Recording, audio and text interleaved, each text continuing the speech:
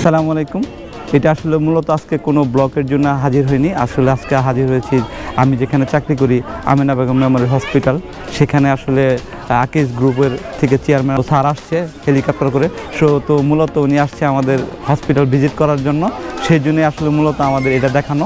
কারণ এই ব্লগটা করতেছি হলো আমাদের যে দেখতেছেন একদম কাছ থেকে আমি হেলিকপ্টারে যে আমি দেখাইতেছি আপনাদেরকে, এটা দেখতেছেন হেলিকপ্টারটা, ওনারা আসছে আসলে আমাদের মূলত হসপিটালটা ভিজিট করবে।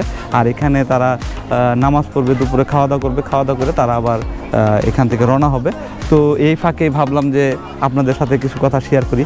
আসলে হেলিকপ্টারে হয়তো বা ভবিষ্যতে কোনো একদিন হয়তো বা চড়া হবে, আশা আছে। তো ইনশাল্লাহ যিনি চড়তে পারি সবাই দোয়া করবেন। আর সবচেয়ে বড় হলো এত কাছ থেকে দেখা, এটাই আমার সৌভাগ্য। এর আগেও হয়েছে, 5 বার মূলত দেখেছি, তো এইবারও আমি দেখতেছি। তো খুবই ভালো লাগতেছে হেলিকপ্টার দেখার জন্য। সরিষাবাড়ি থেকে অনেক লোকজন আসছে।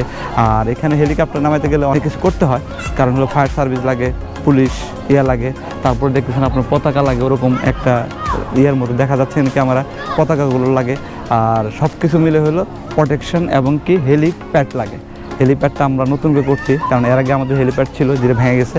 তো এখানে আসছে হেলিকপ্টার, সেই সুবাদে আমি এবং আবির হোসেন আকাশ আপনাদের মাঝে ভাবলাম যে ছোট্ট করে একটি ব্লগ তৈরি করি, যে ব্লগটা দেখে আপনারা হয়তো অনেকেই চাইবেন যে কীভাবে হেলিকপ্টার নামে। এই হেলিকপ্টার নামাতে হলে অবশ্যই হেলিপ্যাড লাগে, বেশিরভাগ হলে হেলিপ্যাডটা ঢালাই হলে সবচেয়ে ভালো হয়, পাশাপাশি এইচ লেখা থাকে। সবাইকে অনেক অনেক ধন্যবাদ। আমার অনেক তাড়া আছে, তো অনেক কাজ আছে। সবাইকে ধন্যবাদ। আসসালামু আলাইকুম।